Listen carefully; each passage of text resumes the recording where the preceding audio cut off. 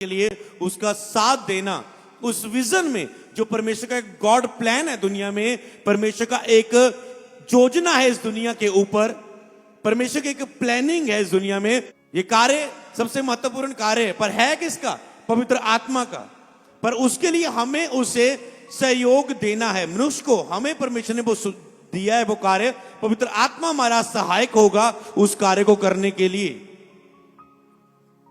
और ये कार्य पवित्र आत्मा से बरे बिना संभव नहीं है। ये उत्तम कार्य है सबसे, और लास्ट में हम बात करेंगे फिर उस टॉपिक पर। तो रूहों को बचाने के लिए सहभागिता का कार्य करना हमारे लिए सबसे उत्तम कार्य है।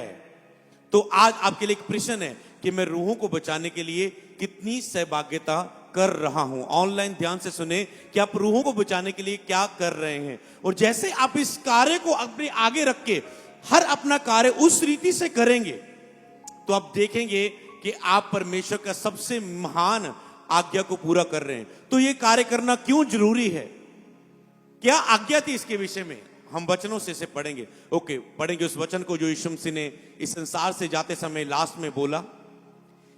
तो रूहों को बचाने में कौन कौन से कार्य आते हैं? केवल सुसमाचार सुनाने से ही रूह नहीं बचती। रूहों को बचाना मतलब कि सुसमाचार सुना दिया, आज आपने बोया, कल किसी शैतान ने उखाड़ दिया, क्या रूह बची? नरक स्वर्ग गई? समझ पा रहे? क्या रूह स्वर्ग गई? क्या रूह बचाई गई? तो रूह को केवल सुसमाचार सुनाने की मैं बात नहीं कर रहा हूं अकेली, रूहों को बचाना। ओके, पढ़ेंगे हम। और उसने उनसे कहा, तुम सारे जगत में और सारी सृष्टि के लोगों को सुसमाचार प्रचार करो। तो पहला कार्य, उत्तम जो हमारा कार्य रूहों को बचाने के लिए, वो है सुसमाचार प्रचार करना, जो उत्तम है। यीशु के जाने से पहले लास्ट शब्द जो निकला, कोई जब जाता है तो वो उत्तम बात को बोलता है। तो उसने उत्तम बात को बोला कि तुम्हें ये याद रहे कि अब करना क्या है।